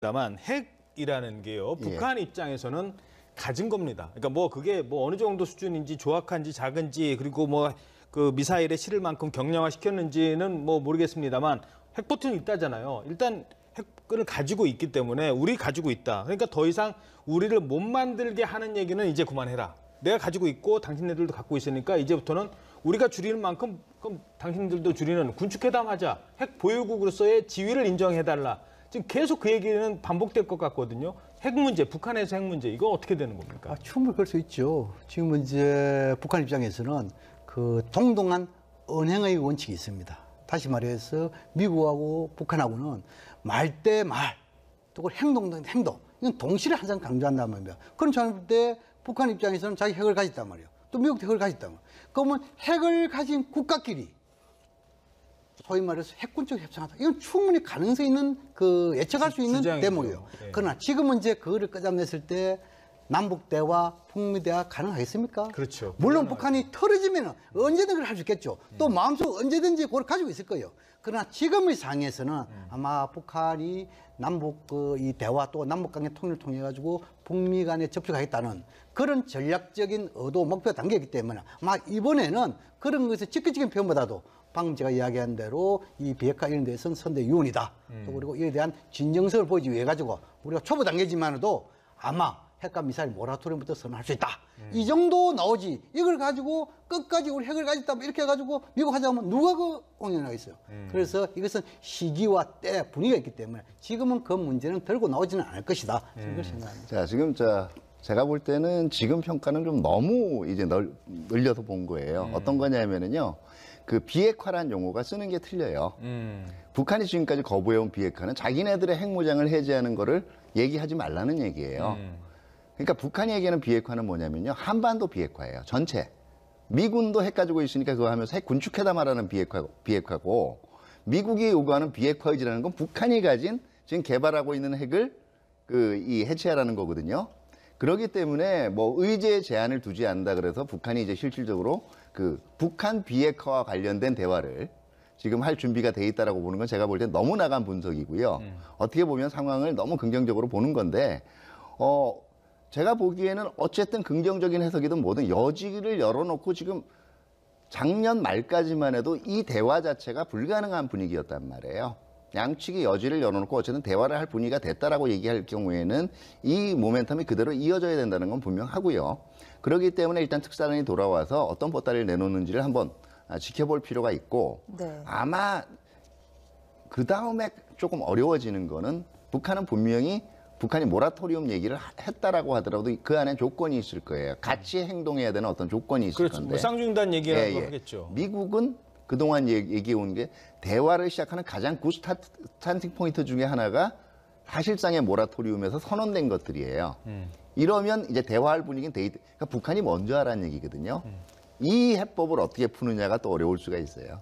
게다가 지금 미국이 요구하고 있는 건 CVID 완전하고 검증 가능하고 또 불가역적인 핵폐기를 요구하고 있는 건데 북한이 조금 정향적으로 나오더라도 100% 만족을 못하지 않을까라는 우려도 있습니다. 지금 이제 미국 입장에서는 비핵화만을 위한 대화겠다 이거 아닙니까? 다시 말해서 뭐 경제 협력 문제라든지 또는 지금 이제 북미 간의 정상화 문제라든지 평화협정 문제 이러한 그 의제를 가지고 회담을 안 하겠다는 거죠. 물론 이것을 좋은 척으로 본다면 그만 지금 북한의 비핵화 시급하다. 이에 대해서 미국의 의지가 완전히 담겼다 이렇게 볼 수 있지만 그러나 협상에는 그런 식의 협상에서는 대화가 풀리지 않습니다. 그런 지금 봤을 때 아마 미국 입장에서도 밖으로는 CVID를 이해하고 있지만도 또 실질적으로는 대화를 통한 문제 해결에 대해서 어느 정도 북미 간은 공감돼 있고 그 속에서 북한이 두 가지 조건 다시 말해가지고 북한이 공식적으로 비핵화에 대한 선언이랄까요? 이것을 하나 하고 두 번째는 그 선언에 대한 진정성을 보여주기 위해서 선제적인 조치.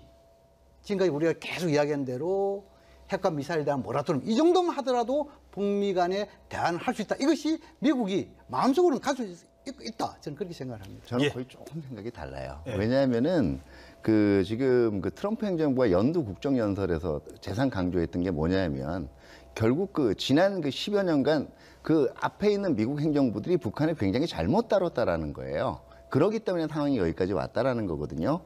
그러니까 지금 얘기하는 북한이 모라토리움을 지금 하고 선언하는 상황에서 미국이 대화로 들어가는 부분은 오바마 행정부 때 이미 시도가 됐던 것들이에요. 2012년에. 그러니까 아마 트럼프 같은 경우에는 국내 정치적으로도 내가 오바마보다 조금 더 북한 비핵화를 만드는데 잘했어라는 어떤 항징적인 조치가 필요하거든요. 그게 뭐냐고 할 경우는 아마 이게 검증일 거예요. 실제로 모라토리움을 하고 있는지 안 하고 있는지에 대한 개발 행위를 중단하고 있는지의 검증인데 만약에 이 부분까지도 북한이 일부 시설에 대한 검증까지를 허용할 준비가 돼 있다면 제가 볼 때는 미국 대화는 굉장히 트럼프는 자기가 원하는 걸 얻었기 때문에 급물살을 탈 수가 있고요. 예. 모라토리움에서 대화로 끌고 갈 때는 실제로 아마 그러기 때문에 우리도 얘기한 미국도 대화 문턱을 좀 낮출 필요가 있다. 그 대화 문턱을 낮추기가 그렇게 현재로는 쉽지는 않은 게 사실은 현실이에요. 자, 북한에게 있어서 핵이라는 게 뭐 당장 지금 뭐 폐기해라고 말 듣겠습니까? 그건 북한 입장에서도 어려운 거고 아까 지적한 것처럼 이거는 할아버지의 유언이다라는 말만 들어도 상당히 중요하다고 했는데 그 부분에서 같이 이제 얘기를 하신 분이 있습니다. 정동영 의원의 얘기가 있었죠? 네, 민주평화당 정동영 의원의 라디오 인터뷰 함께 들어보겠습니다. 같은 얘기를 이제 한 번, 두 번, 세 번 똑같이 또 물어보니까 이제 이건 우리 아버지 유언이다. 김일성 주석의 유훈이라고 말했는데 저는 그때 속으로 무릎을 쳤죠. 아, 됐다. 이 북에서 김일성 주석의 유훈이라는 말은 헌법이나 당 규약보다 더 위에 있는 그렇죠. 상위 개념이거든요. 예. 최상급 표현이에요. 예. 한반도 비핵화에 확실한 의지를 밝힌 것이죠. 네. 이것은 그 뒤에 이제 쭉 하나의 기준이 되어왔다. 요즘은 이제 언급이 안 됩니다만 2년 전에 김정은 시대에 들어와서도 네. 2016년 7월 달에 북한 정부 성명에서 보게 되면 조선반도 비핵화 여러 가지 조건을 늘어놓습니다만 예. 5가지 조건을 걸면서 이것은 김일성 주석과 아버지 김정일 위원장의 유훈이다 이렇게 밝히고 있거든요. 예. 그래서 오늘 그 특사와의 소통에서 김정은 위원장으로부터 조선반도의 비핵화가 김일성 주석의 유훈이라는 말을 반드시 끌어내야 한다고 봅니다. 물론 조건이 붙겠죠. 그러나 조건부 비핵화지만 비핵화에 대한 의지 표명을 하게 되면 이것이 북미 대화 테이블을 여는 그런 다리를 놓게 될 것이고 거기에 더해서 이제 핵과 미사일의 발사 유예, 실험 유예 예. 중단, 모라토리엄을 확인할 수 있다면 더 좋겠죠. 자, 그러니까 이 모라토리움 얘기 듣기 전에 할아버지 유언이다라는 말을 먼저 듣는 게 중요하다는 얘기인데 그게 왜 중요한지 다시 한번 설명 그것이 부탁드리겠습니다. 뭡니까? 비핵화, 한반도 비핵화, 그게 뭐냐면 할아버지가 지금 이제 비핵화라는 것은 뭐냐니까 결국 핵을 가진다는 것은 미국으로부터 생존을 하는 그런 차원인데 언제든지 미국의 대북 적지 정책이 없다면 언제든지 비핵화할 수 있다는 그것을 우회적으로 표현한 것이죠. 그렇기 때문에 그걸 보이고 그다음 지금 중요한 게 뭐냐면 북한에 있어 가지고 김일성, 김정일, 김정은 이래서 유언이라는 이야기는 두 사람이잖아요. 그 유언은 세 가지예요. 첫째 뭐냐면 김일성의 유언은 두 가지고 김정일의 유언은 하나입니다. 김일성은 뭐냐면 북한을 방문 중인 대북 특사단이 김정은 위원장과 나란히 사진을 찍은 모습 매우 이례적이면서도 파격적입니다. 예상보다 빨리 김정은 위원장을 만나 면담과 만찬을 가졌는데요. 네. 청와대 관계자는 실망스럽지 않은 결과가 있었다라고 밝히기도 했습니다. 자, 과연 어떤 합의가 있었는지 지금부터 전문가들과 함께 얘기 나눠보겠습니다. 네, 양무진 북한대학원 대학교 교수, 차두현 아산정책연구원 개건연구위원 함께합니다. 안녕하십니까? 네, 안녕하십니까. 예.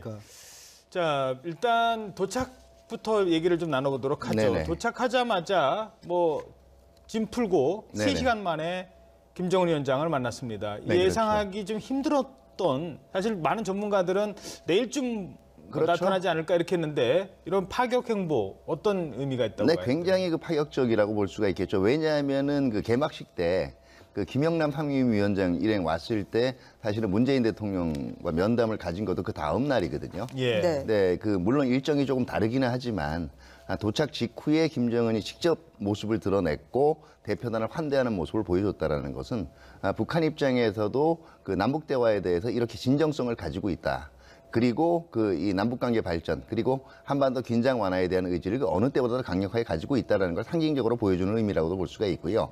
또 통치 스타일 면에서도 주로 이제 은둔자의 성격이 강했던 선대 이 김정일에 비해서 상당히 이제 호탕하고 개방적인 모습을 보여주려고 한 제스처의 일환으로 볼 수가 있겠죠.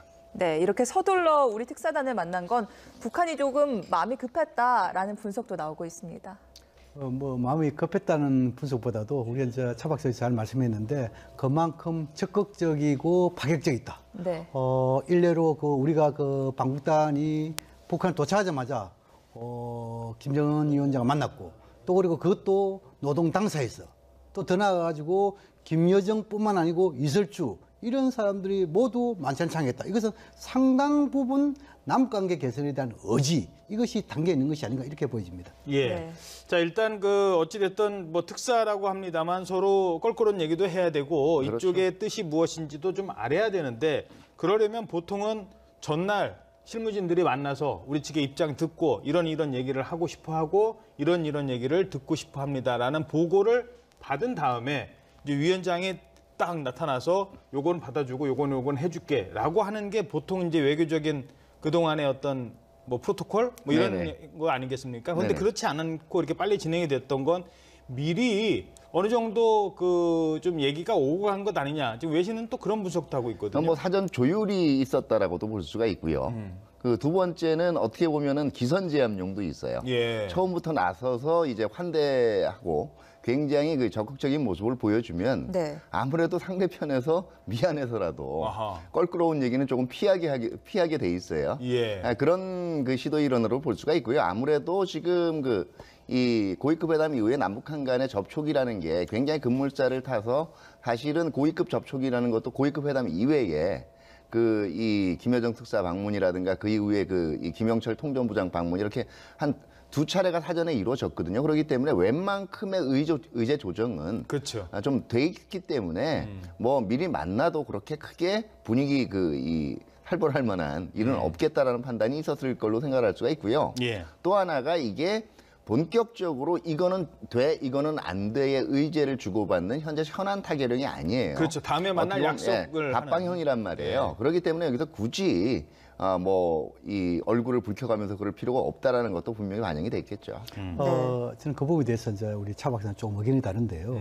지금은 이제 일단은 뭐냐면 북한의 김여정 이 특사 방남했고 또 그리고 김영철이가 2박 3일 동안 있을 때 아마 우리의 통일 외교 당국자하고 상당 부분 많은 부분 논의했을 것이다. 저는 것이고 그런 부분에 대해서 김정은 위원장한테 자신이 전달됐고 그 차원에서 아마 남북 간 어느 정도 사전에 합의할 부분에 대해서는 거의 뭐 합의된 것이 아니냐 보여지고 또 이것을 우리가 특사본할 때 비핵화 북미 대회에 대해서 김정은 위원장 입장을 확인하겠다. 이런 것이 우리가 지금 이제 밝혔잖아요. 예. 아마 그 부분에 대해서 그 부분은 확인하고 나머지 부분에 대해서 합의됐다 이렇게 보여지고 근데 지금은 이제 보기에는 모든 남북한이 원하는 의제를 하나의 탭을 다 올렸다 지금 보여지고 지금은 이제 이번에 특사라는 것은 특사를 매개로 한 남북한 최고 지도자의 의사소통뿐만 아니고 협상의 개념도 저는 담겨 있다고 봅니다. 그런 차원을 봤을 때 아마 어제 이 만장 끝난 이후에 또 오늘까지 적어도 북한에서는 이 김영철 통전부 장과 우리의 그 특사단 간에 상당 부분 협상을 했을 것으로 보이고 그 협상에 대한 합의 결과를 공동 보도문 형식으로 아마 나올 것이다. 저는 그렇게 전망합니다. 네. 어느 정도의 협상도 뭐 불가피하게 안 할 수가 없을 거예요. 다만 중요한 거는 지금 이 가장 중요한 핵심이라는 게 원래 문제가 됐고 가장 현안이었던 이게 그 정상회담, 남북 정상회담 문제, 그다음에 그 정상회담으로 가기 위한 미북 회담, 북미 회담 앞서서 그 어떤 비핵화 조치를 통해서 서로 주고받을 것이 확인되느냐 안 되느냐인데요. 그건 조금 더 지켜봐야 되겠죠. 네. 예, 그 얘기는 제가 잠시 뒤에 예. 다시 얘기 나누도록 하겠습니다. 네, 김정은 위원장의 외교 스타일은 아직까지 많이 알려진 바가 없습니다. 그런데 김대중 전 대통령의 아들 김홍걸 공동의장이 김정은을 만난 적이 있습니다. 2011년 김정일 북한 국방위원장이 사망했을 때 조문을 가셨는데요. 그는 김정은 위원장을 어떻게 기억하고 있을까요? 과거 조문장에서 만난 김정은은 앳되고 여린 느낌이었다. 그런데 넉 달 뒤 배짱이 두둑해진 느낌이더라라고 회고를 하고 있는데 자, 김정은의 외교 스타일 어떻게 좀 평가를 해보면 좋을까요? 뭐 우리가 지금 이제 남북한 우리 특사단이 만난 건 처음이지만도 그러나 과거 뭐 류인산을 비롯한 중국의 상무위원 네. 또 그리고 쿠바의 대표단 시리아 대표나가 만난 경우 있죠. 물론 이제 우리 구글 회장이라든지 이런 민간국도 만나있지만도 어쨌든 간에 지금 김정은 위원장이 지금 30대 초반 아니겠어요? 라고 한다면 또 외교적 경험도 좀 부족하고 또 정치력도 좀 부족하다. 정치적 경험이 부족하다면 이런 생각 봤을 때 지금까지 하는 상황 한 5, 6년 더 보니까 이것은 그냥 어린애 취급해서는 안 되겠다. 이것을 아마 김홍걸 위원장이 아마 그대로 받아들인 걸 보여주고 그러나 특히 볼 때는 뭐냐면 김정은 위원장의 경우에는 아버지가 없는 상태에서 권력 투쟁을 한 거 아닙니까? 그렇죠. 그렇죠. 그런 상태에서 상당히 경제적으로 어려운 상태에 했단 말입니다. 이런 상황을 봤을 때 아마 국내 정치 또 그리고 지금 군사 문제 또 그리고 경제 문제 이런 정도 부분에서 어느 정도 성과를 인정하는 그런 선상에서 아마 평가한 것이 아니겠느냐 저는 그렇게 생각합니다. 네. 예. 과거 김정은 위원장이 말씀하신 대로 우호국들과 한 7차례 정도 접견을 한 적이 있습니다. 물론 정상급 외교는 아니었습니다. 과거에는 어땠는지 저희가 화면 보고 이야기 이어가도록 하겠습니다. 주치 105 2016년 6월 30일 살바도르 안토니오 팔레스 메사 동지와 일행을 접견하셨습니다.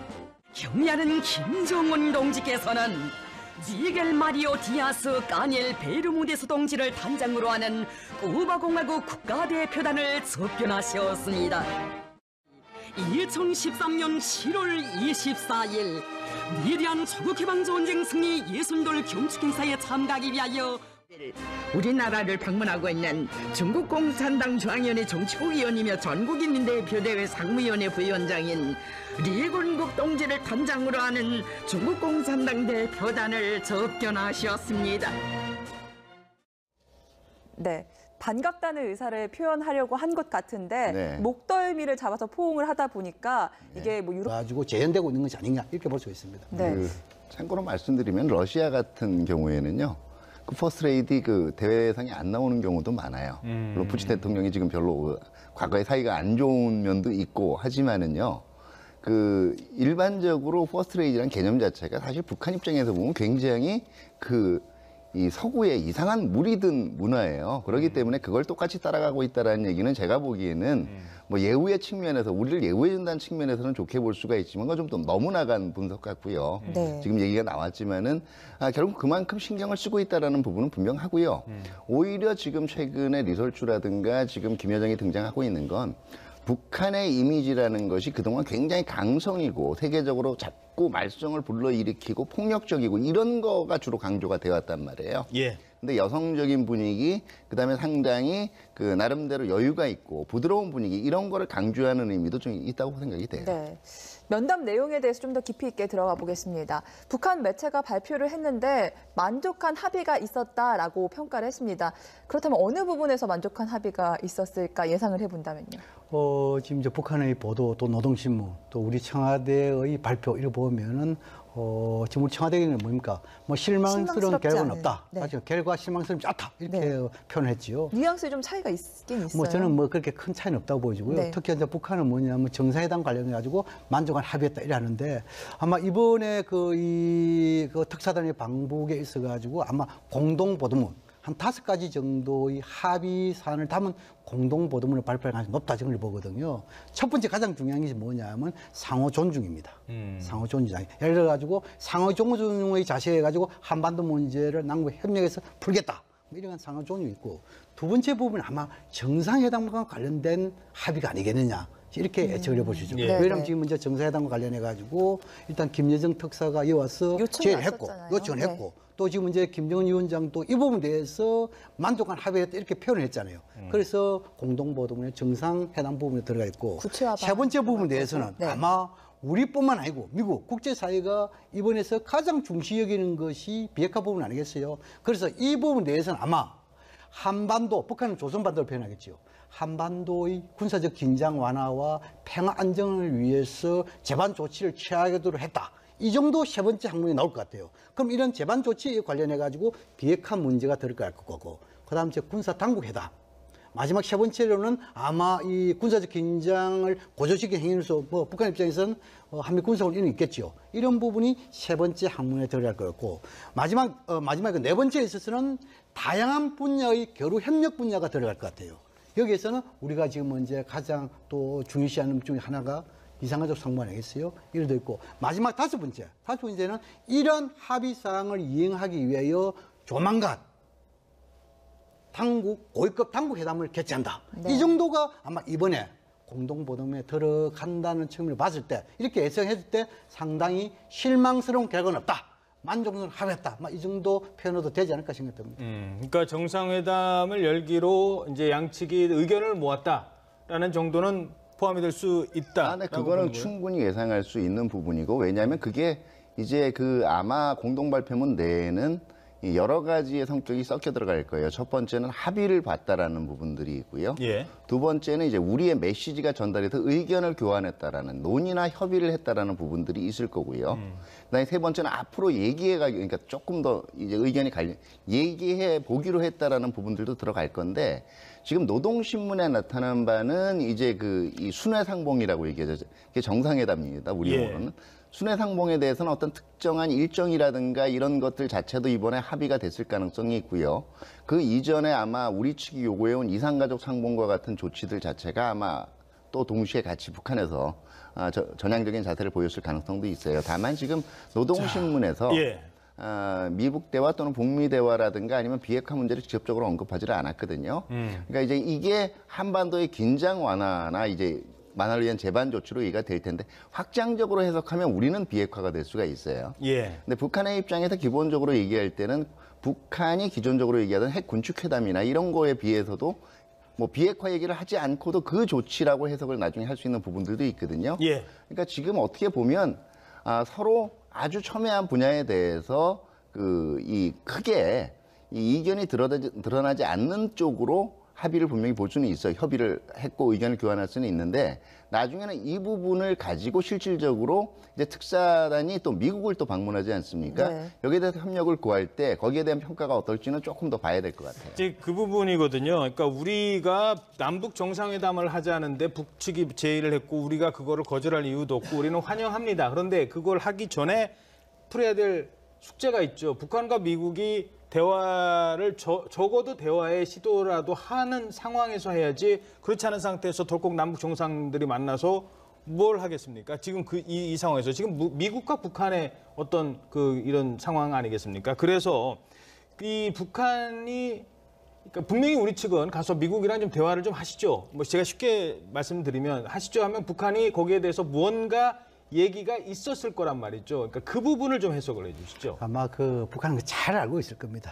또 그리고 우리 정부가 이런 합의 사항의 비핵화 부분, 북미 대화 이것이 안 들어가면은 이 합의에 대해서 상당 부분 그 문제가 있다는 걸 잘 알고 있기 때문에 그래서 제가 세 번째 항목 중에서 한반도의 군사적 긴장 완화 또 그리고 평안정 여기에 대해서 제반 조치를 취하기로 했다. 이 속에 비핵화와 나름대로 지금 군사당국회담 또 그리고 지금 이제 우리가 이야기하고 있는 여러 가지 한미 군사 이런 게 들어갔지 않겠습니까? 여기서 우리가 좀 차근차근 쪼개서 볼 필요가 있어요. 예. 한참을 모든 건 다 한다면은 얼마나 좋겠습니까? 그래서 세 단계를 논의할 필요가 있어요. 비핵화와 북미 대화 부분에 대해 가지고 이번 그 특사다 방문에서는 비핵화에 대해서 이렇게 그 선대위원이다. 예. 그리고 비핵화에 대한 진정성을 보여주기 위해서 무슨 모라토리움이라든지 요거 하나 정도 할 수 있겠죠. 이것만도 큰 성과 아니겠어요? 그렇죠. 잠시 유예한다라는 네. 얘기. 그렇죠. 그다음 이거를 가지고 이제 두 번째 단계는 뭐냐면 북미 간의 대화를 해야 되겠죠. 북미 간 대화할 때는 이거보다 좀 더 나아간 그렇죠. 조치와 표현이 있겠지요. 그럼 세 번째가 뭐냐면 마지막으로 뭐냐면 남북 정상회담에 여기 대해서는 뭡니까? 한반도의 비핵화와 평화체제 구조에서 보다 구체적으로 이러한 단계적으로 해가지고 북한이 어느 정도 선먹지 않겠느냐. 저는 뭐 이번에는 아마 핵심적으로 비핵화 부분에 대해서 선대위원이든 어쨌든 간에 미국의 대북 적대 정책이 폐기된다면은 비핵화를 언제든 할 수 있다. 뭐 조건부 대화라든지 아마 이 정도까지는 아마 이번에 그 특사단의 방법을 통해서 합의하지 않을까. 저는 그렇게 생각합니다. 그러니까 미국과 우리도 대화할 용의가 있고, 근데 미국은 비핵화가 돼야 우리는 북한과 얘기를 한다고 하는데 그러면 무언가 북한의 다른 입장을 보여준다면 말씀하신 것처럼 당분간 그럼 우리 미사일 안 쏠게, 당분간 우리 핵실험은 안 할게, 대화가 진행된다면 그 정도는 그렇죠. 그것이 이제 뭐냐면 애둘로 표현하자면은 김정은 위원장 입장에서 이 한반도의 비핵화와 북미 관계 정상화 이건 숙여지요. 예. 이것은 선대위원이다. 그리고 지금은 이제 북미 간에 있어가지고 미국의 대북 적대 정책이 폐기된다면은 언제든지 비핵화를 할 수 있다. 여기에 대해서 한 발짝 더 나아가면은 이런 비핵화를 위해서 선제적으로 북미 간의 대화, 남북 간의 대화 와중에는 모라토리엄 잠정 중단할 수 있다. 뭐 이 정도 표현을 하면 최상이고 아마 이러한 뉘앙스 졸업식이라는 얘기도 있고 조금 결례라는 얘기도 있고 저 때는 많이 좀 외교 스타일이 서툴었던 것 같은 느낌인데요. 일단은 이 북한의 외교 의전 스타일은 상당 부분 러시아의 것을 많이 따왔어요. 우리가 이제 구미의 것을 많이 따오듯이 서로 이렇게 포옹을 하고 뺨을 대는 것은 전통적인 러시아에서는 외교 의전상의 그 예법입니다. 그게 이제 많이 이 반영이 된 것 같고요. 김정은 위원장 그동안 연설에서 상당히 많이 등장해 온 게 후대 사랑이라는 거예요. 다음 세대라는 걸 꼭 얘기를 하고 있거든요. 젊은 세대. 그렇기 때문에 조금 더 이제 북한이 젊어지고 있다는 인상에서 그 격의가 없다든가, 그 다음에 좀 부담 없는 딱딱한 의전보다는 부담 없는 친근감의 표현의 그 제스처의 일환으로도 지금 이런 여러 가지들이 연출이 되는 것 같아요. 그리고 무엇보다도 저런 자세가 이 김정은 위원장 그동안 연설에서 나온 것이 결국은 올해 이 신년사 같은 경우 영웅조선, 전략국가, 핵강국 이런 표현이 왔단 말이에요. 실질적으로 시대가 보면은요, 김정일 시대보다는 1960년대, 70년대 북한이 상대적으로 잘 나가던 시절에 김일성이 가지고 있던 외교 행보. 그러니까 나름대로 굉장히 강국이라는 북한의 행보를 바탕으로 자신감을 일종의 자기 최면일 수도 있겠지만 자신감을 가지고 상대국 정상들이나 고위 강요들을 상대를 하고 있거든요. 그게 그대로 지금 투영이 되고 있는 걸로 생각이 됩니다. 예. 자, 그럼 지금부터는 이 회담 결과, 어제 있었던 회담 결과에 대해서 하나하나 좀 짚어보도록 하겠습니다. 양측이 좀 만족스러운 회담 결과다라고 얘기를 했습니다. 먼저 청와대 입장 발표부터 좀 들어봐야 될 것 같은데요. 청와대도 어느 정도 상당히 좀 만족하는 이런 입장을 내놨습니다. 특히 남북 정상회담과 관련해서도 몇 가지 얘기가 합의를 이뤘다라는 뒷얘기도 있습니다. 먼저 청와대 대변인의 얘기부터 들어보시겠습니다. 접견과 만찬은 조선노동당 본관에 있는 진달래관에서 이루어졌습니다. 남쪽 인사가 조선노동당 본관을 방문한 것은 이번이 처음입니다. 접견에는 김정은 국무위원장, 김영철 당 부위원장, 그리고 김여정 제1부부장이 참석했습니다. 이어진 만찬에는 다음과 같은 인사가 추가로 참석했습니다. 김정은 국무위원장의 부인 리설주, 조평통위원장 리선권, 통전부 부부장 맹경일, 서기실장 김창선. 특사단은 오늘 후속 회담을 가진 뒤 오후에 서울로 돌아올 예정입니다.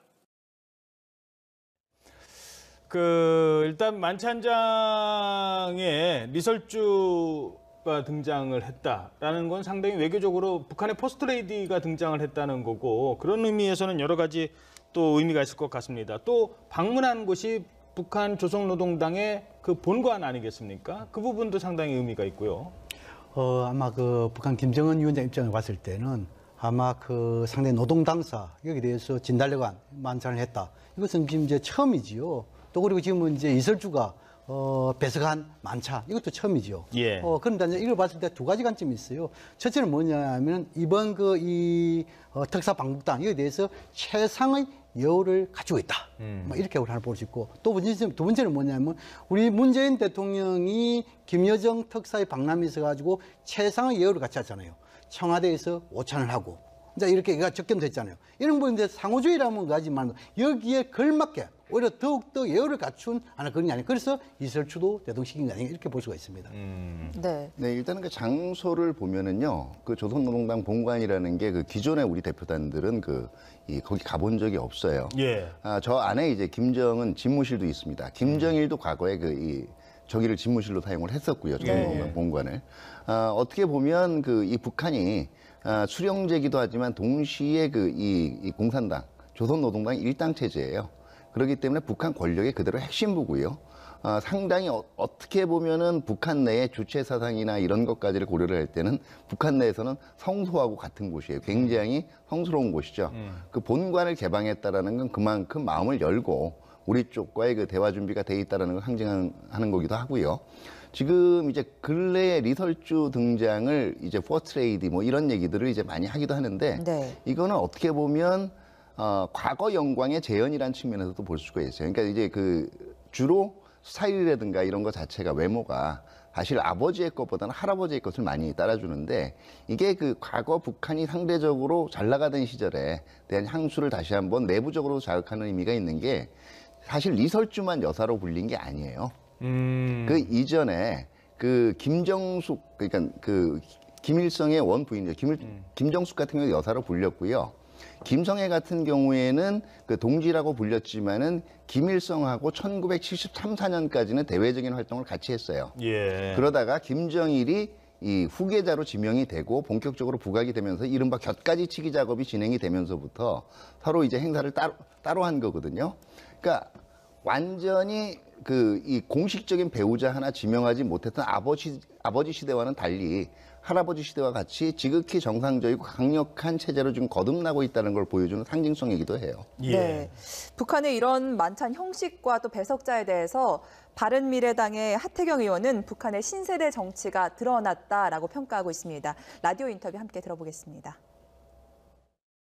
신세대 정치이면서 동시에 정상적인 국가에는 퍼스트 레이디가 있잖아요. 그러니까 이설주를 퍼스트 레이디로, 김정일 시대는 사실 퍼스트 레이디는 없었어요. 김정일의 와이프는 있었지만. 근데 김정은은 어쨌든 정상적인 국가로 국제사회에 대비하겠다. 그리고 자기도 다른 나라의 지도자처럼 외교 무대에 대비하겠다라고 이번에 공식 선언한 거죠.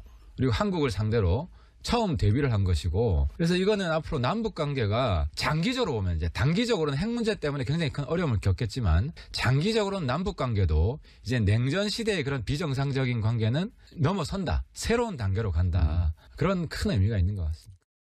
아버지 김정일은 부인은 많았지만 포스트레이디는 없었다라고 얘기를 했고, 이번에는 부인은 하나고 포스트레이디다, 이런 차이점을 보여줬다고 하네요. 글쎄요, 하태영 식의 논설이 아닌가, 설명하는 그런 생각이 들고, 예. 김정일 위원장은 여러 가지 분이 있기 때문에 와이프는 있어도 없다. 그런 너무 주관적 해석이고요. 지금 이제 우리 차 박사가 말씀했는데 우리가 등식을 좀 볼 필요 있어요. 지금 이제 이설주를 부를 때 지금까지 결혼하고 나서 대부분 동지라고 불렀잖아요. 지금 이제 최근에 여사라고 불렀단 말입니다. 이것은 뭐냐면 적어도 서방식 교육을 받은 것도 있지만도 정상국가로서 외교를 해나가겠다, 그런 의지도 묻어 있겠죠. 그럼 이제 노동당사가 북한이라는 것은 뭡니까? 당우위 국가 체제잖아요. 아마 이런 측면에서 북한에서 가장 권위 있는 상징이 노동당사잖아요. 이것을 뭐냐 우리 청와대하고 비교를 했던 것이죠. 그래서 노동당사에서 접견하고 여기에서 만찬한 것인가 이거 보이고 특히 이설주 같은 경우는 우리는 뭐 2005년도에 인천에 다녀간 경험 있죠. 예. 그리고 지금 이제 이설주는 성악을 공부했고 중국에서 유학한 것도 뭐 했다고 그렇게 알려져 있습니다. 어쨌든 간에 김정은 위원장과 이설주 모든 이런 사람들이 해외에서 유학한 특히 김정은 같은 경우는 서에서 배려한 학교에서 했잖아요. 이런 모든 걸 봤을 때 아마 서양에 대한 여러 가지 정보랄까 이런 것을 어느 정도 몸에도 갖고 있다라는 측면을 봤을 때 아마 정상 국가에 대한 이미지 제고를 할까요? 이것이 상당 부분 이번 이 특사단의 만남이 있어요. 메시지가 담긴 합의 정도 나오지 않을까 저는. 게다가 네, 그 하나만 제가 더 좀. 그러세요.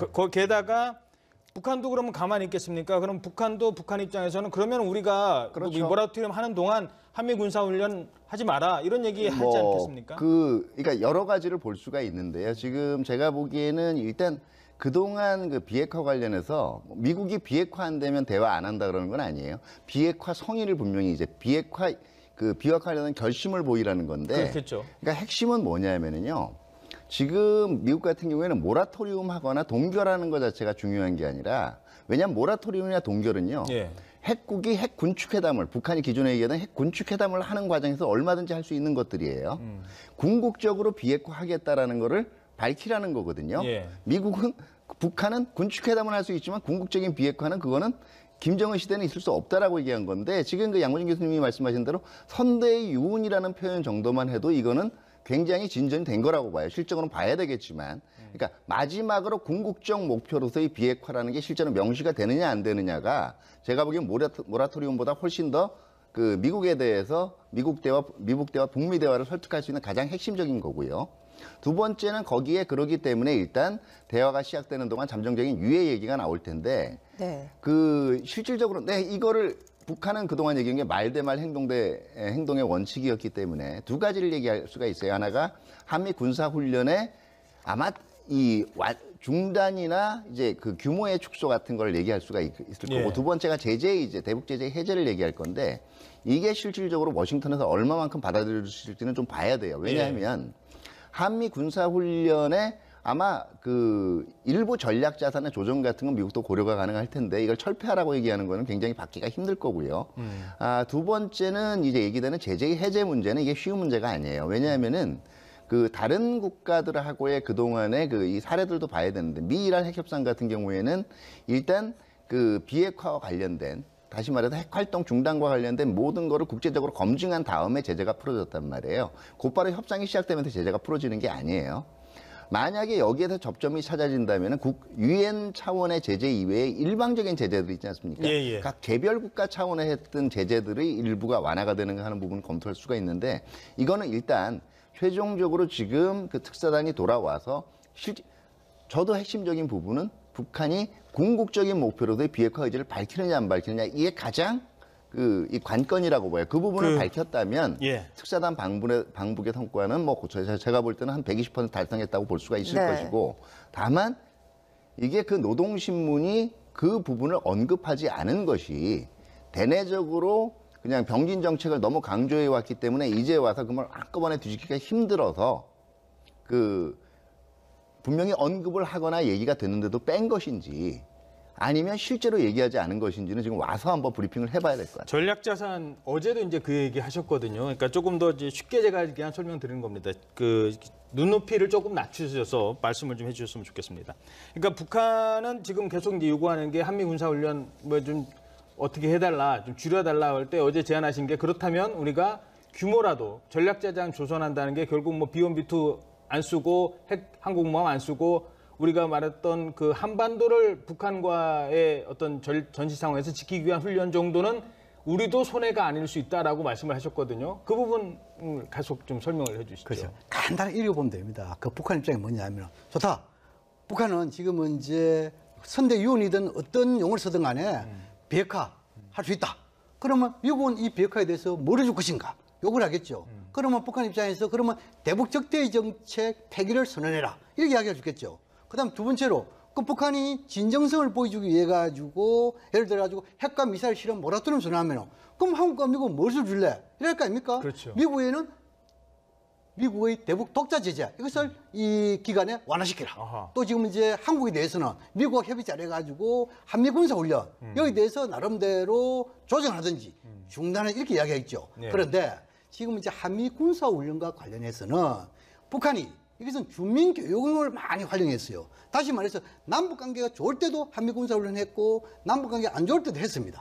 그런데 이 부분에 대해서는 뭐냐면 남북 관계가 좋고 어느 정도 북미 간의 대화 이런 어느 정도 분위기가 있다 그러면은 아마 북한은 한미 군사 훈련 중단도 중요하지만도 그거보다 좀 더 완화된 방금 우리 앵커께서 말씀하신 대로 예를 들어서 스텔지기라든지 핵 항공 모함이라든지 네. 이런 그 폭격기라든지 이런 것을 동원되지 않는 훈련 이런 부분에 대해서는 북한도 나름대로 인식을 하지 않을까. 저는 그런 측면을 봤을 때 협상 충분하게 주고받을 대목이 있다 저는 생각하거든요. 그래서 아마 그런 부분에 대해서 이번에 확고하게 그 내용을 다 담아가지고 합의서를 통한 공동보험 발표다. 이거는 미국하고 또 이야기가 되잖아요. 그렇죠. 그래서 이런 구체적인 부분은 아마 미국과 대화에서 합의문에 포함은 안 될 것이다. 저는 생각합니다. 자, 지금 이 전략자산이라든가 이제 연합훈련과 조정과 관련해서는 이런 얘기들이 이제 오갈 수가 있어요. 그러니까 예. 적대시 정책의 포기라는 면에서 일단은 그동안 우리가 꾸준하게 주장해온 게 연합훈련에 참관단을 보내라는 거였어요. 북한에 대해서. 북한은 아하. 계속 이걸 거부를 해왔거든요. 예. 그러니까 이게 적대적으로 그러니까 북한 주장대로 북침을 하려는 훈련이 아니니까 와서 보라는 거죠. 방어 전쟁이다. 그리고 문제가 되는 부분이 있으면 지적을 하라는 겁니다. 예. 그 부분에 대해서 고려를 해볼 테니까. 일단 이 부분부터 우리는 시작을 할 수가 있을 거고요. 두 번째는 이 전략자산 부분도 두 개로 나뉘어져요. 아하. 전략자산이 2010년 이후에 증강된 전략자산이 있고요. 이거는 천안함 연평도 때문에 증강됐던 거예요. 주로 재래전력 위주로 전략자산이 증강이 됐고요. 2016년에 4차 핵실험을 이제 한 이후에 지금 말씀하신 자산들이 증가가 그렇죠. 된 거예요. 예. 가령 얘기하면 B1 또는 이제 이 B1 랜서라든가 그다음에 가끔 등장하는 핵항공모함이 이제 거의 이 주기적으로 오고 가는 문제들 그다음에 이 핵잠수함 이런 것들이 이제 포함이 되게 되거든요. 그렇기 그렇죠. 때문에 그 전략자산의 전개 제한에 있어서도 2010년을 기점으로 하느냐, 2016년을 기점으로 하느냐에 따라 또 한 번 협상의 여지가 있게 되는 거고요. 그다음에 군사훈련 중단과 관련해서 그 전략자산 중단뿐만 아니라 우리 같은 경우에 참관 카드도 충분히 이제 아하. 활용을 할 수가 있는 것들이 되겠죠. 예. 굉장히 많은 다양한 대안들이 널려 있기 때문에 일단은 북한이 얘기한 대로 정말 선대의 유운이라는 언급을 하더라도 궁극적인 비핵화 의지만 언급을 한다면 의외로 이 부분들은 서로 그 카드들이 오갈 수 있는 여지는 만들어진다라고 볼 수가 있죠. 네. 김여정 부위원장이 왔었고 김영철 통일전선부장이 왔습니다. 그때도 우리 문재인 대통령은 이 비핵화 얘기를 꺼냈습니다. 그걸 분명 김정은 위원장에게 전달했을 겁니다. 그런데 다시 테이블에서 만났습니다. 이것 또한 비핵화 의지가 조금이라도 있는 것 아니냐 이런 주장이 나오고 있습니다. 자, 홍익표 더불어민주당 의원의 인터뷰 함께 들어보겠습니다. 북한이 향후 남북대화나 동일대화에 있어서 의제 제한이 없다라고 얘기하면 이것은 사실상 외교적으로는 그 비핵화 대화를 수용한 겁니다. 의제에 변함이 없다라고 얘기를 하면 제한이 없다는. 제한이 없다. 의제에 네. 제한이 없다. 제한 주지 않겠습니다라고 네. 얘기하는 것만으로도 이건 비핵화 수용으로 봐야 된다. 그렇습니다. 왜냐하면 그러니까 비핵화에 대한 논의를 할 수 있다라는 거죠. 예. 기존의 입장은 북한은 비핵화 논의 할 수 없다는 절대 안 된다였는데. 예. 그러나 의제 제한이 없다라고 하는 것은 잘 알고 있죠. 한국과 미국이 어떤 의제에 관심이 있는지 알고 있지 않습니까? 근데 제 의제 제한을 두지 않는다는 것은 우리가 비핵화 대화를 제안을 하거나 논의를 하려고 하는 것에 대해서 사실상 수용하는 거죠. 자, 홍익표 의원의 해석을 들어봤습니다.